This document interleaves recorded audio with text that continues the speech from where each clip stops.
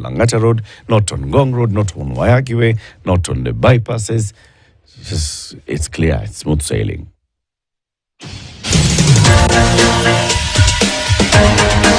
This is the Situation Room, the home of hard-hitting political commentary and penetrating insights about the state of the nation. This is a talk radio experience like no other. The Situation Room, a place for hard truths, debates, and elevated conversations. The Situation Room, witty, political, engaging, deep, controversial. In the room, we have C.T. Muga, researcher, academic, seasoned political observer, a fountain of wisdom in these politically uncertain times. Ndu Oko, Nigerian by birth, Kenyan by choice, communications expert, Pan-Africanist, a truth seeker and believer in people power, and Eric Latin, agent provocateur, the man in the chair, seasoned journalist, news hound, a man who believes in punching up, not down.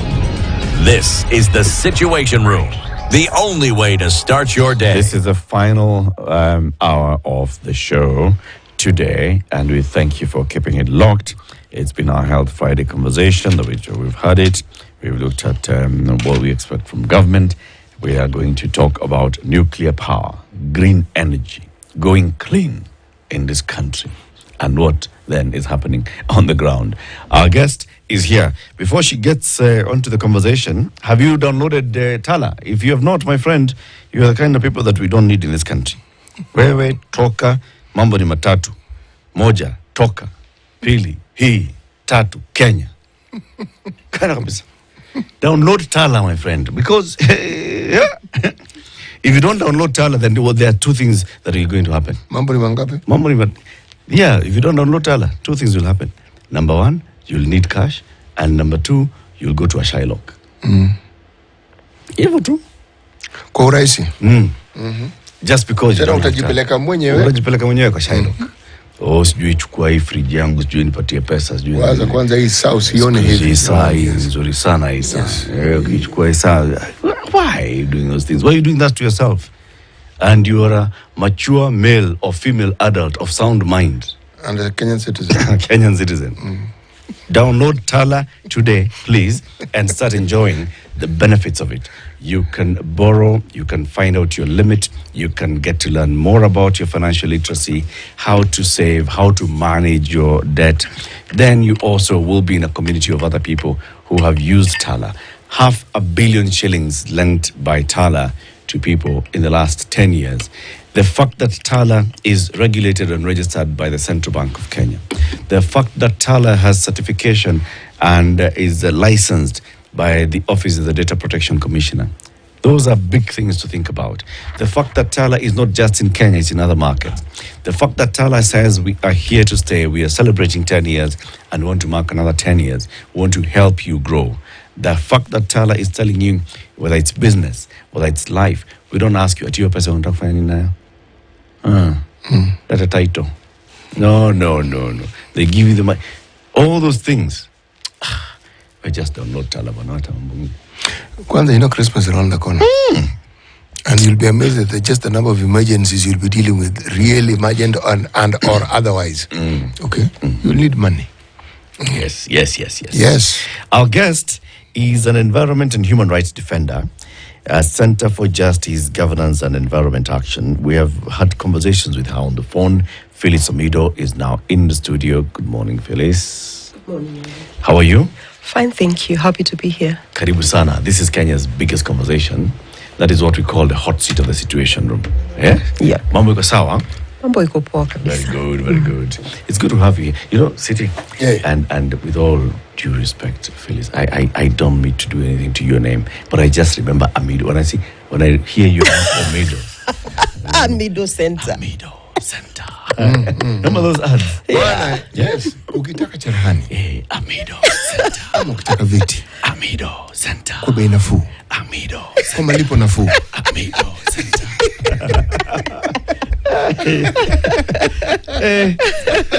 Karibu. Asante sana. Yeah. You will tell us what the first time we had a conversation with you was about something that was happening in Mombasa. In Uhuru. Owino Uhuru. Uhuru alikuwa akitembelea Owino. Yes. Owino Uhuru in Mombasa, and it was about lead poisoning. Yes. Because of factory that was dealing with recycled batteries and all, and what it had, the devastating effect it had. I understand that matter is still in court. Yeah, we are the Supreme Court now. What? Yeah. Hey, imefika Supreme Court. Tumefika Supreme. Over what? High Court mlipewa judgment. We won at the High Court. Who's we though? The community. Okay. Yeah. At the appellant court? At the appellant court we won, but they told us to go back to the High Court to discuss the issue of quantum. So how much money was the community to be compensated?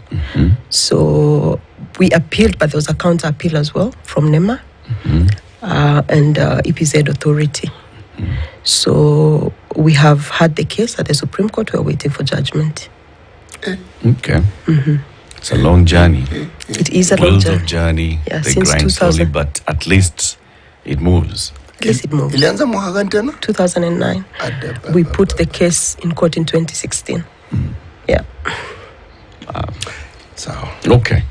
Now you're here so that we talk about another planned project by the government to establish Kenya's first nuclear power plant in the great county of Kilifi, in the coast of Kenya.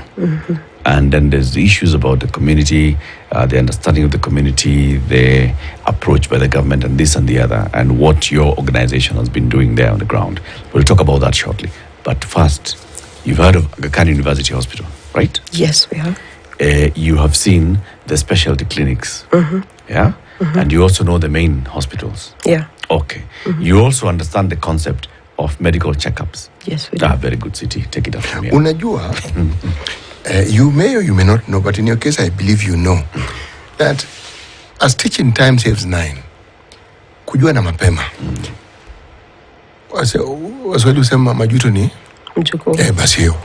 When you understand that it is in your interest to know the status of your body and your health, then you're on the right path. The Aga Khan University Hospital is saying, look, we have all these outlets. If you go to any of these outlets, we are able to afford you a very comprehensive medical checkup.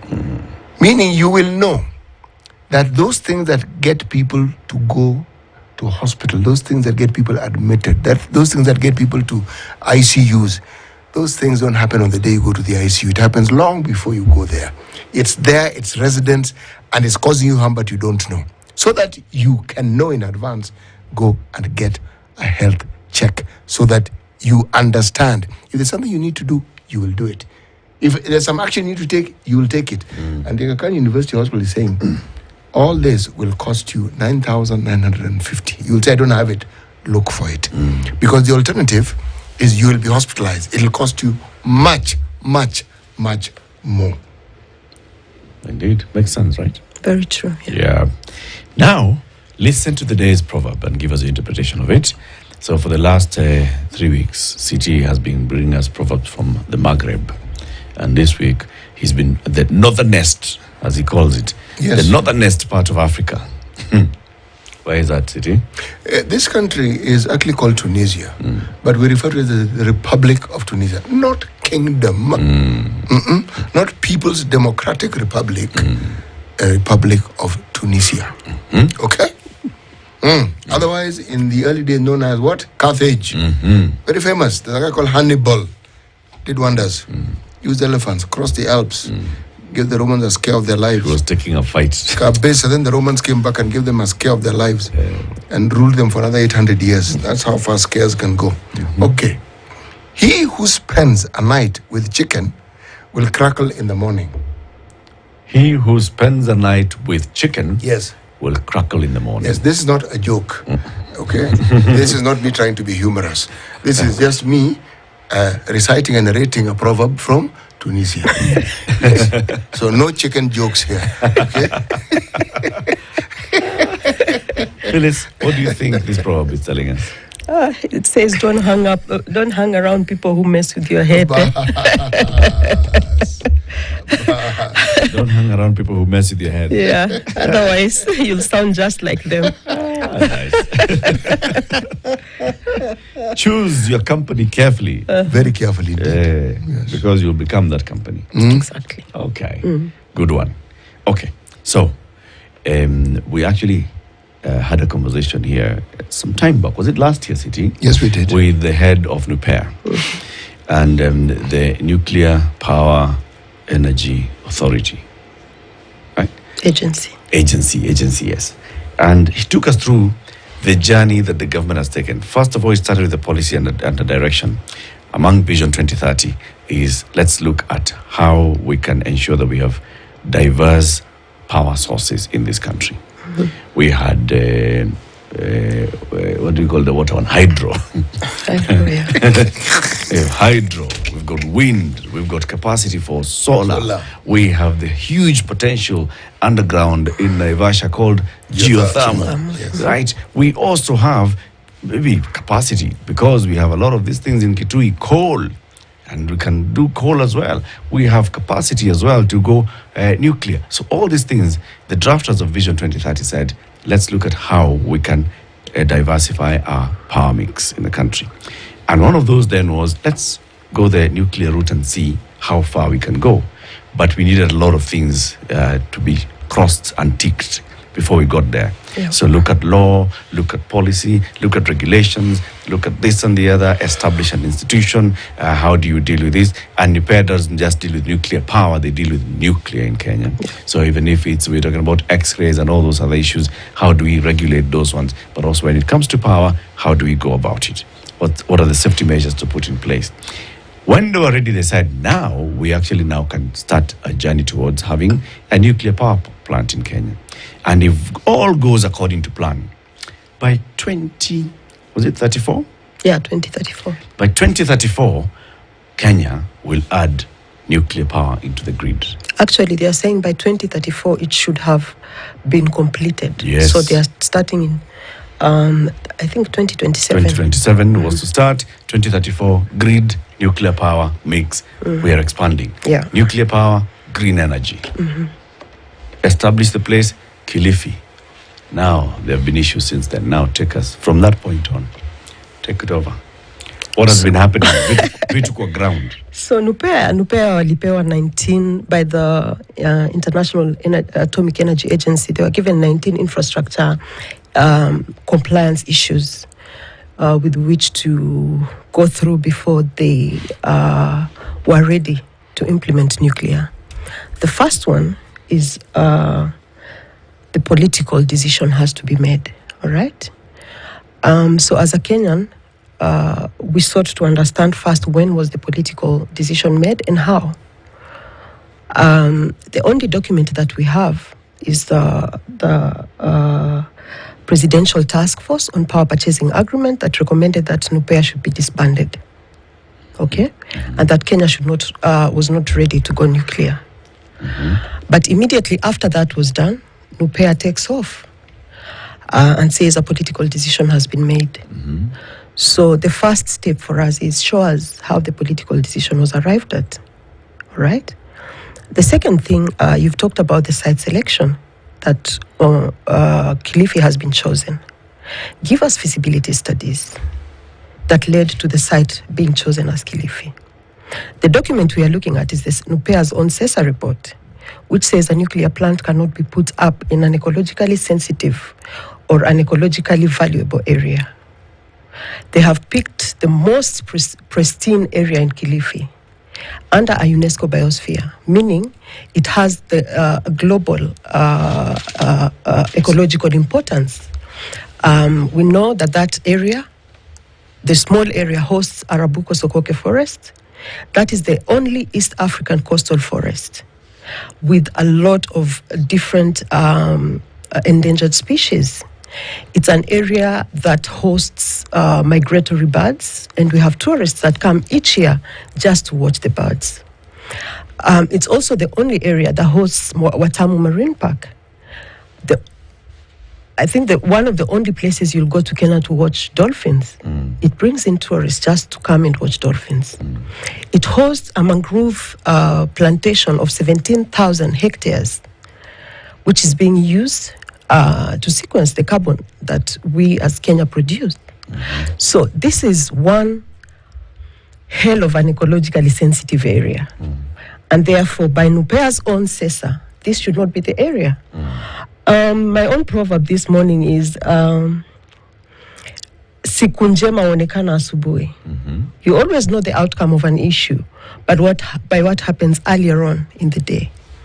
So we've had a back and forth with Nupea from the time they started. You should have seen the first CESA report that they produced for Kenyans, which said that they were going to somehow shoot nuclear waste into space. And I was flabbergasted that both NEMA, SGS, and Nupea was presenting this to the public. So we sought to understand why, how, what capacity do we have as a country to do that, to implement that. And of course, that's where my question started with this whole journey. So it's been one blunder after the other with the Nuclear and Power Agency. And they have nothing really to support the amount of budget and the work that they are doing for Kenyans. There's no output for Kenyans. And therefore, we are against this project. What's this area? You described so ecologically diverse and important. Where exactly in Kilifi is this proposed area? So it's in Matsangoni Ward in Kilifi County. And it's a beautiful area. Currently, in this particular spot Yes. where Nupea has identified that we could put up a plant there, what's there?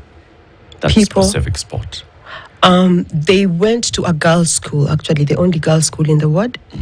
And this is the area that they identified that would be very ideal. So the proposal is to move the school? Yes, so there's something that they are calling buffer zones. So there's areas, I think, within 5 kilometer radius, everyone has to move out. And then there's a 15-kilometer radius where there are some measures that you have to put in place if you decide to stay in that area. So it goes on and on and on and covers a very huge area. Okay. Yeah. Why that particular spot? From all the reports so what that they you are see, saying is... what does it have? It's proximity to the ocean. It's right at the ocean because they need huge amounts of water for cooling the nuclear power plant. And then it has a stable rock. These are the two things that they are going by. However, there is no feasibility study that they have shown us that would either cancel out other areas or make this the ideal area. So for us, just looking at a place and saying this is where we are going to put a nuclear power plant, after receiving 900 million Kenya shillings in a budget, is not acceptable. We need to see studies. Are these same requirements for studies, some of the requirements that are also required by the Atomic Energy Agency? So the Atomic and Energy Agency have said that they only go by the reports that Kenya gives. Okay.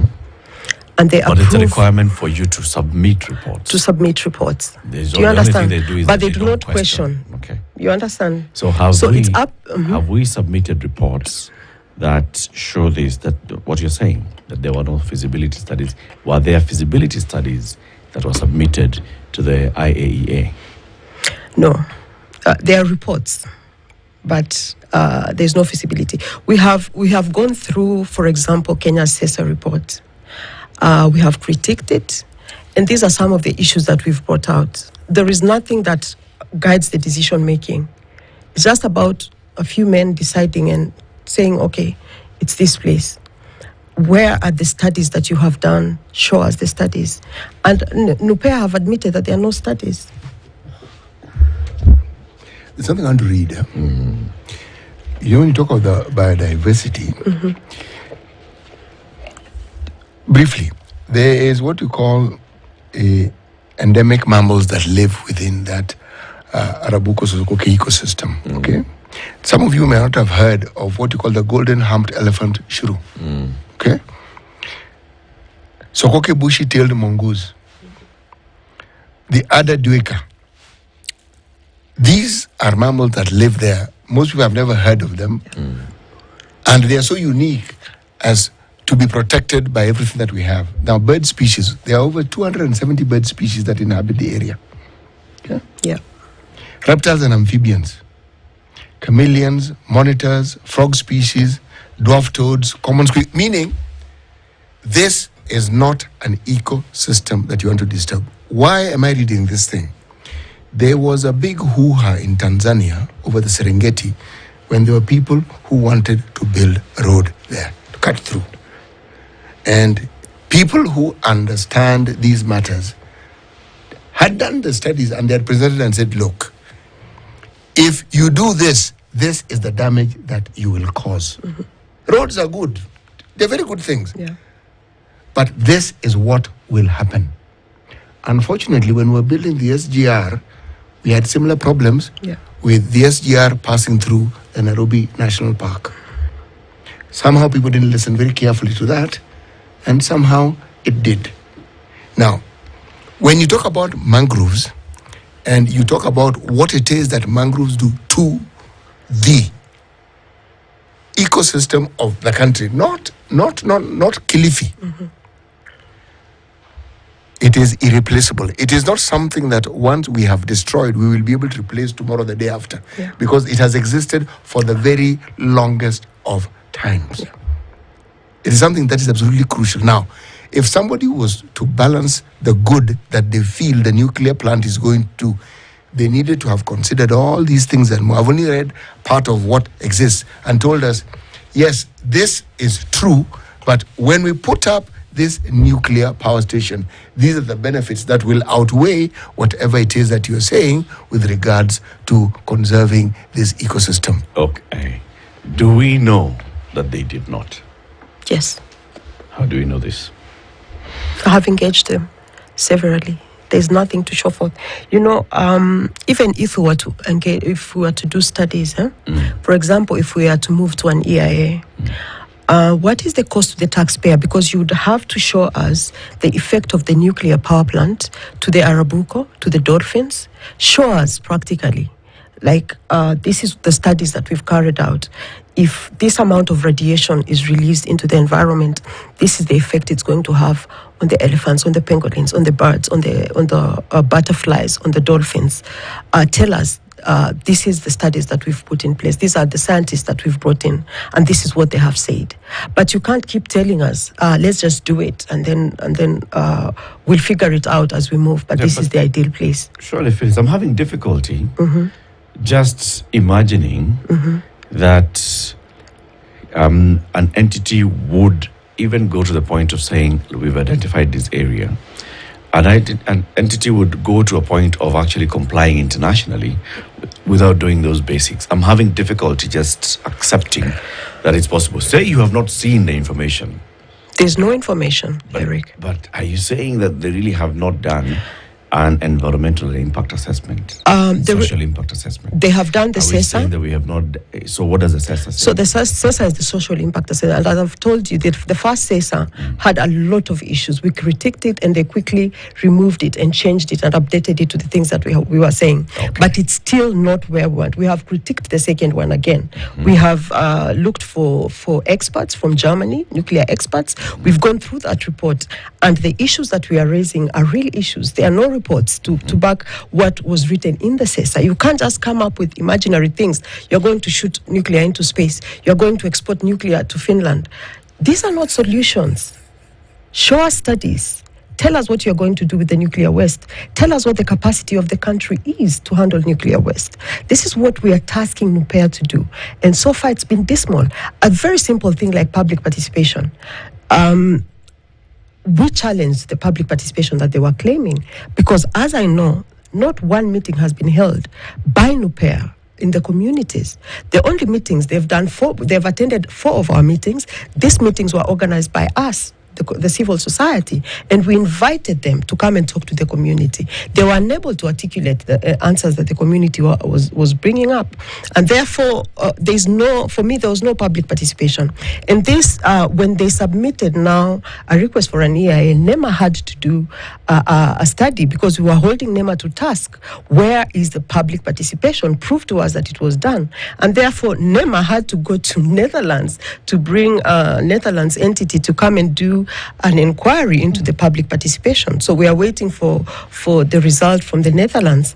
For me, that in itself is quite strange as well, because it shows that our own entities do not have capacity to do these things. If at this early age we are relying on Netherlands to do a study into public participation. It's called benchmarking, and it's national best practice, Phyllis. I mean, come on. Public participation? Benchmarking? If the entity that was chosen to do this study by NEMA was an entity that has been doing environmental impact studies in cement manufacturing or in road construction or in forestation, you Phyllis, would be leading in saying these guys have no experience and expertise in nuclear. So we don't have expertise in public participation?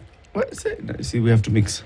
Now they've brought in somebody who has expertise in nuclear, and then the public understands public participation. The public will participate.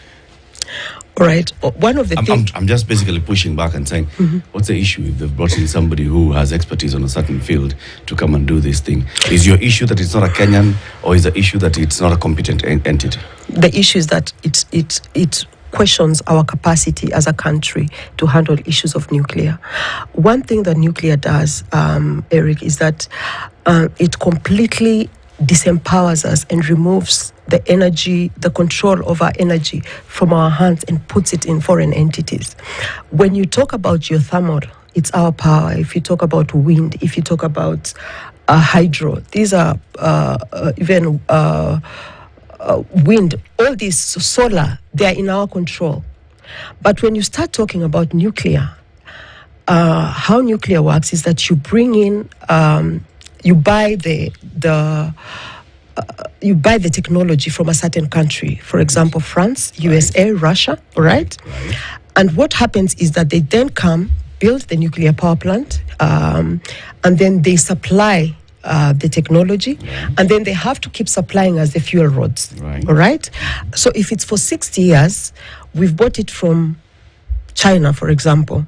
For 60 years, unless China gives us those fuel rods, we are stuck. There's nothing we can do. We cannot manufacture those fuel rods ourselves. We cannot go to France.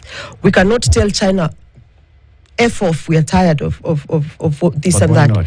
We are completely at the mercy. In those 60 years? Is there anything that bars us from building? There's no country that has ever.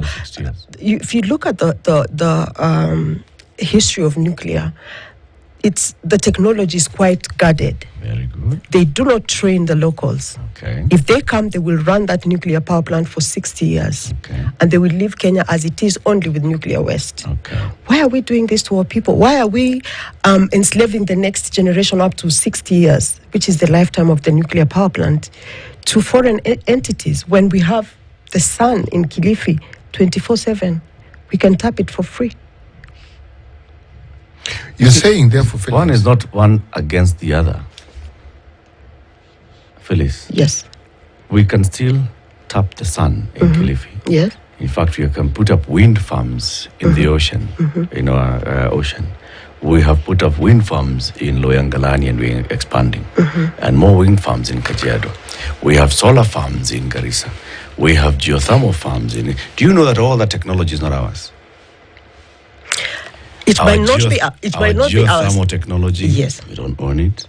The only thing that is within us is the thing that's under, but we can't bring it. But let me tell you, if we disagree, for example, like with the Turkana wind power plant, when we were not getting along with FinFund, what happened? They left us with our wind. Someone else took it over. They sold it, and someone is running it. That does not happen with the nuclear power plant. If it's France, it's France for 60 years. Okay. If it's China for 60 years. Okay. You don't tell them, you have nothing. You are enslaved completely. So this is it's energy slavery, basically, for the next 60 years for our people. We have untapped geothermal, 7,000 megawatts of geothermal. Why are we going to use 500 billion Kenya shillings to produce 1,000 megawatts? Well, again, I'm going to join Eric in being the devil's advocate here. There is, apart from wind power, probably solar, geothermal.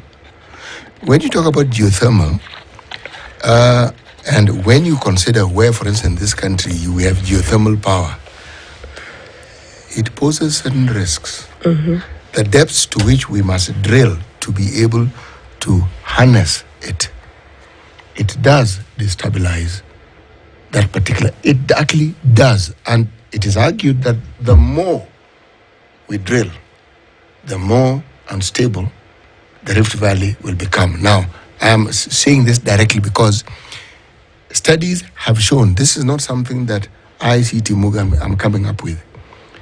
There are very few projects that better mankind that do not have an if and a but attached to it. Very true. Okay? If I am hearing you to say that we have adequate sources of energy and do not therefore need nuclear, then I will be able to understand what you're saying. And then, if I also hear you to be saying that whatever benefits that nuclear energy brings, the counter arguments for not having it and the harm it may cause far outweighs the benefits, then I will understand. But is that what you're saying? That's exactly what I'm saying.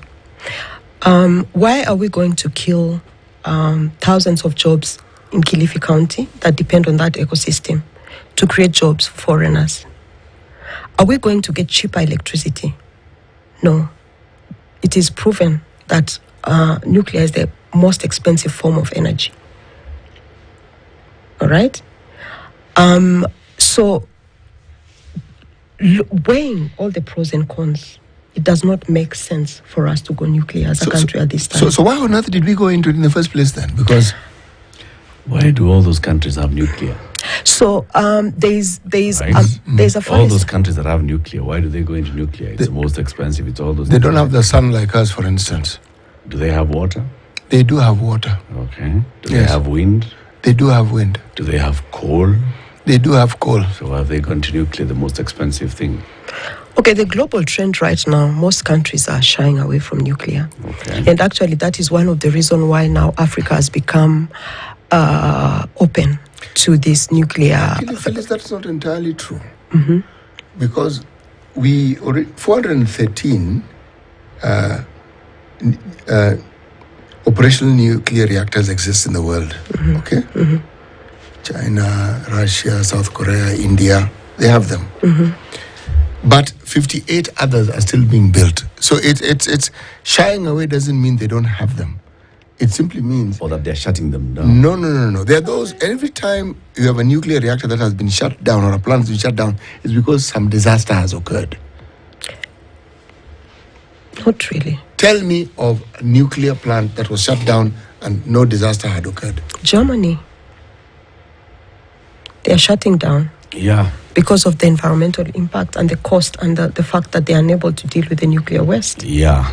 And shutting it down completely? Completely. And then Ukraine happened.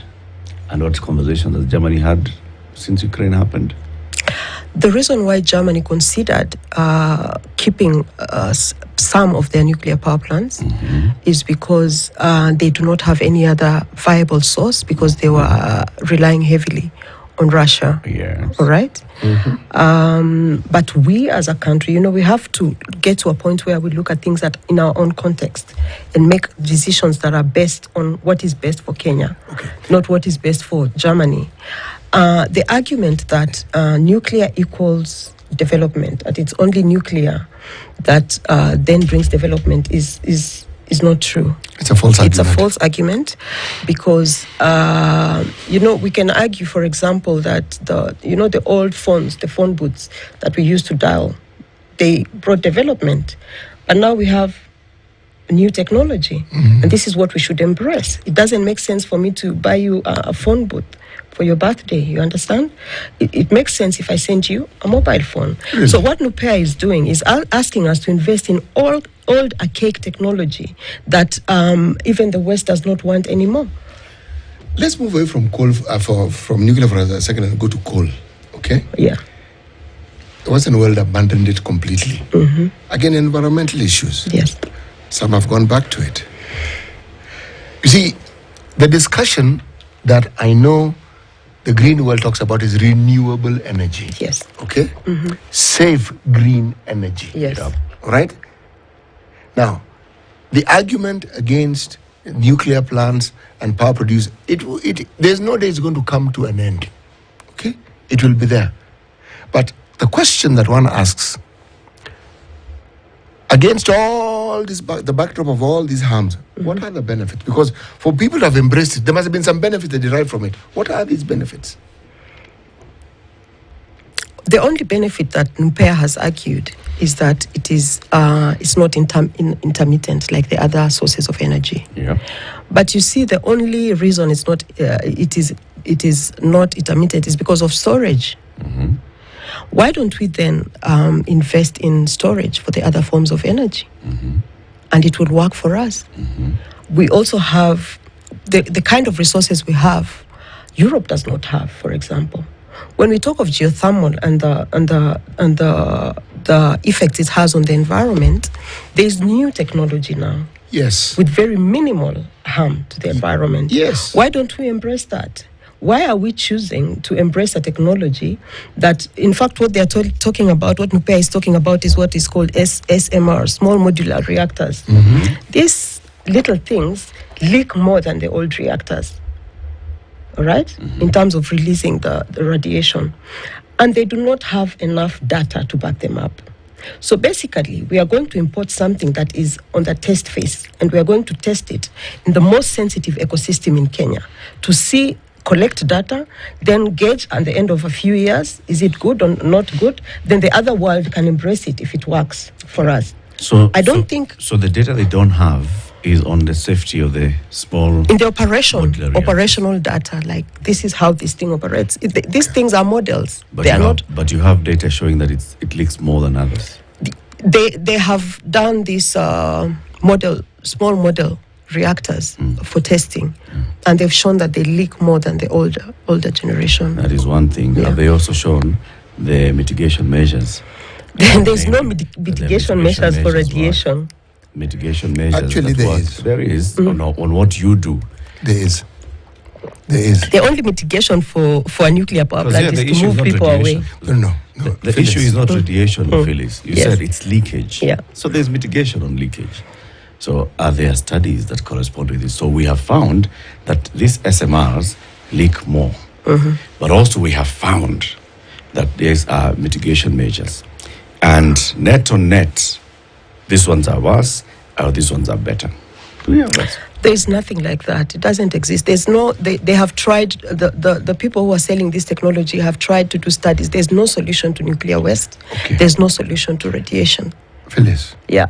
would you say that there is no existence of new technology with regards to nuclear plants? That The new technologies, the SMRs. yes. And the new technologies, are you saying that there is no place on this planet where they've actually been seen to work?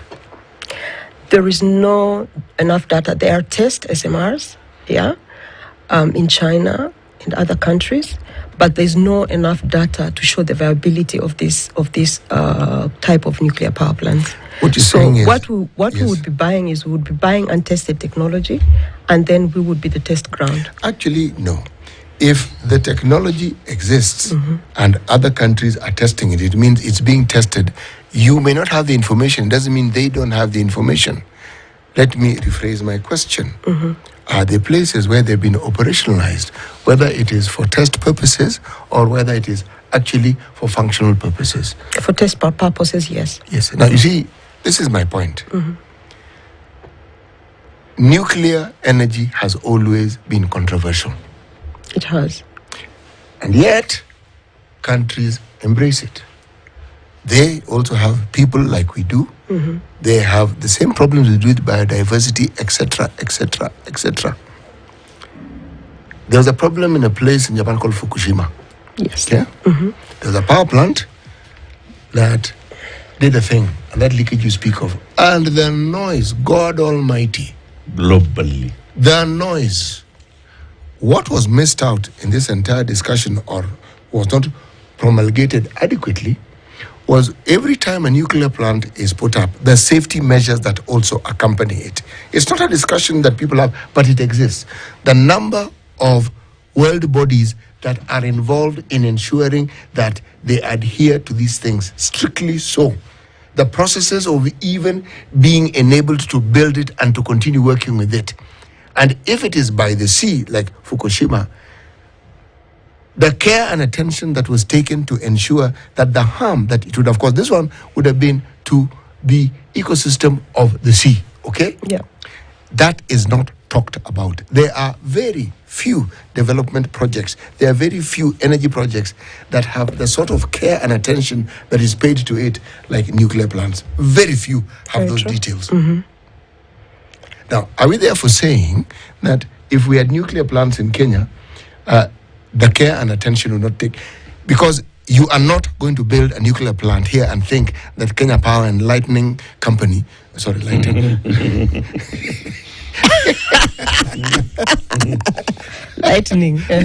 are the ones who are going to manage it. No.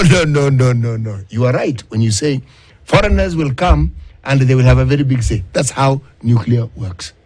Because the process of having that plant, this waste that we speak of, there are also residues that we know can be used to form bombs. We know that. Yeah. It's an entire industry that is very carefully guarded. Yes. So are we saying that if we had these plants in Kenya, that we would escape this dragnet of this careful attention and detail that is paid to this industry? You know, when we started, I told you, siku njema huonekana asubuhi. Saa zingine. So if something is going to be messed up, you see it from the onset. Okay, now we are talking about our own capacity as Kenyans. Does the MCA Act have capacity to monitor environmental impact on nuclear? Does it? If NEMA are struggling with small things like pollution of rivers and lakes. Lead poisoning. Yes, sorry. They're struggling with it. I keep forgetting that there are people who don't understand Kiswahili and may be listening. No. Capacity, there I will not argue with you. So number one, does it say we can't build the capacity? That's exactly so the why point. don't we do this as a country? Why don't we start building our capacity and then leave this thing to the next generation to decide whether they want to venture into nuclear if they ever need it? But what I know is that we have enough sources of renewable energy. And this greenwashing, I heard you say, Eric, I'll hold you to account for calling this thing green. It is not green. If you look at the mining that goes into uranium, you know, that whole process, how much carbon emissions come out of it. Yes. You cannot tell me that nuclear is green unless they are not using uranium. No, it's not. But as long as they are using uranium, it cannot be termed as green. Geothermal So is not green. that is what is called is renewable. Wind is also geothermal. not green. So it's not green. Look at the amount of carbon emissions. Renewability. So Renewable, yeah. You talked about technology and about embracing new technology, right? And then you also said, why don't we look at, if we are talking about having that sustained power output coming from our solar farms, then let's take the power, store the power, so we have power throughout. That is already something that Kenyan have told us they are starting to do. Okay? And even Kenya Power in those other plants. For example, in the Seven Forks dams, one of the things that Kenyan is saying they're doing is putting up solar on top of the dam, so solar panels, and then have batteries that will save the power. Okay? Those batteries are new technology. In fact, going by your argument, we could say that we don't have sufficient data to tell us how reliable these batteries are because they're still new. Because they're still new, developing technology. These are new technologies on these new kind of batteries, the lithium-lead batteries and all. We could say, therefore, that let's not even go e-vehicles, because there's still a lot that we don't understand. I mean, it's a new technology of electric mobility. Let's not venture into electric mobility because, I mean, this thing is 15 years or less old in terms of commercialization of it. So let's wait first until... We cannot say that. But Eric, what is the argument here? Nuclear is not a new technology. Yeah, exactly. This is an old technology with no solutions that is now being dumped in Africa. Just pause for a second, Phyllis. This is a very old, archaic technology with no solution. So they are trying to find something that fits Africa. That's why they are coming up, something that we can afford. So there's always improvement in the areas. There's SMR, for example, in nuclear.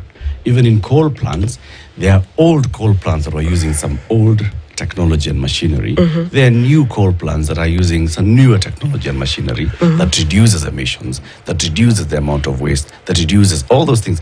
That is what improvement in technology does. The thing that we are doing with drilling underground in geothermal, there'll be new technology. There is new technology that improves how we bore into the ground, so that we reduce the impact that we have on the environment. Yes. There will always be new technology. It talks about, can we say that because Sasa we are drilling into the ground and we don't know what we are doing, and maybe that's the reason why the road keeps breaking up, you know, all those conversations. That's why whenever it rains and you're going to Maimahio, to Narok, you'll be told it's because of those drilling in geothermal, all those things. Come on. Look, take something like a motor vehicle, right? The technology. Remember what it is we started off with, and just the amount of pollution. Then you have improvement on it, okay? Catalytic converter. Because we've understood this emission is a bit harmful, okay? This is what we're going to do to the engine. We're going to make it more efficient. Then you have a hybrid vehicle. We're going to mix this thing up so that carbon emission, blah, blah, blah, blah, blah, harm to the environment, blah, blah, blah, blah, blah. Then now we have electric vehicle. The truth is, at every stage you come up with new technology, there'll be some harm to the environment, to the but somewhere. It improves the situation. Yes. That's the idea behind technology. Yes. It's not just producing technology. You know, this argument that I'm putting across, I'm actually supporting you. Yes. Can I continue? Yes, please. Okay, as I was saying, you see, this situation that we find ourselves has not had adequate discussion. And the people who want to build this nuclear plant clearly have not taken the time and bother to have done their homework so that when they make a presentation, it is complete and one can understand where they're coming from. They seem to have thought of the idea, but the fine details that go into actually realizing it, that one is a labyrinth. But there's one huge labyrinth. This ecosystem you speak of, it's a UNESCO site. It's a UNESCO biosphere site. Just so that people can understand. So it's not, so it's globally protected. It's globally protected. To come out walikuwa hawajui. In case people didn't know, let them know. But the point is this. The argument we're having here is an argument that has always been had with regards to development. Something new comes along and there's always pushback. And the pushback usually is because we don't fully understand. Or the knowledge we have is scanty, and the knowledge that we have is negative. Because when you hear nuclear, you hear bomb. When you hear nuclear, you hear Fukushima, or you hear Nagasaki, Hiroshima. Yeah, that's what you hear. Chernobyl. And that is not what's going to happen. My question now, in addition to just opposing this nuclear plant and everything around it, what then do you as civil activists do to educate the public about the benefits and the harms? Because the two go hand in hand. Yeah. Yes. So first we have had numerous meetings. We have invited NUPEA to speak to the communities, actually. I told you, so far we've had 4 huge meetings with attendance of about 5,000 people. And then we have had more smaller meetings in conferences where we have also invited NUPEA and NEMA to also talk to the activists, the CSOs, to build their capacity to understand where they are coming from with this nuclear issue. So it's not like we have refused to engage NUPEA. We have tried our best to engage NUPEA, but NUPEA has failed to answer a lot of the questions that we are raising. And we are really opposed to some of the decisions that are made, biggest being the area that they have chosen for a nuclear power plant. That said, the issues that we are bringing up are issues that are genuine. For example, you've talked about Kenya Power Grid, yeah? Does the Kenya Power Grid have capacity to absorb nuclear? Of course it doesn't. It means we have to change the whole grid. So this estimation of 500B, yeah, this grid cannot absorb nuclear. What does that mean? The type of grid that is used for nuclear power is not the one we are using for renewable. Remember, our sources of energy are... Yeah, why? Because this technology comes with their own grid. So nuclear electricity is different from hydroelectricity? The transmission is quite different. And you need to understand that nuclear is very sensitive. It's not like hydro. When something happens to the grid, it just closes off and we have a blackout for a few hours and it's fixed and we go on. If there's something that goes wrong with a nuclear power plant, that's the end of us. Meaning, I want to understand this end of us. What happened? So with the nuclear power plant, number one, we agreed that the grid, if you can ask NUPEA to verify, the grid that exists now in Kenya cannot take nuclear. So it means we have to change the whole grid. That is a burden on the taxpayer, almost 500B more to upgrade the grid to absorb nuclear. So even the wiring in our homes has to change? You have to change everything. See, mungeleta NUPEA hapa basi. You understand? In our house, I have to change because it's nuclear.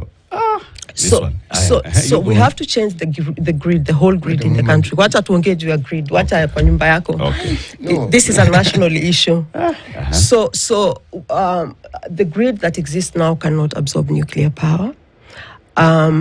The capacity of Kenyans actually to understand nuclear is the only source of information that Kenyans have right now is NUPEA. Do you understand? The rest of us who are critiquing and submitting reports to NUPEA and trying to update, our voice is very little. We have seen countries like is this European country, Austria. They actually went to a referendum. Most countries go to a referendum to decide issues of nuclear. It's not an issue that is decided overnight because it has a cost to your pocket. Okay? So what NUPEA needs to do for us is to tabulate how much this is going to put on the taxpayer. They need to put it on the table and they need to ask Kenyans, do you want to go nuclear or not? It has to be a national issue. It cannot be a Kilifi issue because the effects of an accident in a nuclear power plant will not happen only in Kilifi. If we go by the NUPEA's own CESA report, the buffer zones, they say 3 to 5 kilometers is the precautionary zone. So you have to have risk reduction measures in place. You have to prepare promptly. You always have to have like a radio alert with you. That is 3 to 5 kilometers. 25 kilometers, the urgent precautionary zone. So if we count from Matangoni, 25 kilometers covers the whole of Kilifi. Yeah? So prompt, you have to, in case of a nuclear accident, there has to be evacuation, sheltering, iodine, prophylaxis, something like that. So these are things that the public should know, that if you are living 25 kilometers near the chosen site, you need to have this iodine prophylaxis. Now, if you go to the hospitals now and you have radiation poisoning, which doctor is going to know how to handle that? So this conversation should be had even with the Ministry of Health. We want to see them weighing in on this conversation. Now, there's something called the food restriction zone, which is 300 kilometers from the site. This is not my report. This is a NUPEA report. The what zone? It's called the food restriction planning zone. So food and water monitoring, prompt warning for farmers, restrictions of potentially contaminated food. This is 300 kilometers, and this is a CESA report that I'm going by, produced by NUPEA. Do you have this information? Do people that are 300 kilometers from the chosen site have this information? So for us, it's a no. Let's do public participation. Let's do a referendum. There's all these zones come with an implication on the Kenyans. Do the Kenyans know? We end it there. Time is up. Thank you very much, Phyllis. Yeah, you've put your case across very well. And this is a conversation that need to happen. What I give to you is the fact that, yes, we need to have these conversations. You need to study the reports that come out of NUPEA, out of NEMA, and all the others to make sure that the people understand and that the feedback is then taken into the future reports so that it's addressed. Phyllis Obido is an environment and human rights defender with the Center for Justice, Governance and Environment Action. Thank you for tuning in to Kenya's biggest conversation this Friday. Have yourselves a lovely weekend. Happy holidays. It's coming up to November. Next week, Friday, is November, so we've already said happy holidays, Christmas Merry is here. Christmas. Have a good one. I'll send you a phone booth. It's 10 a.m.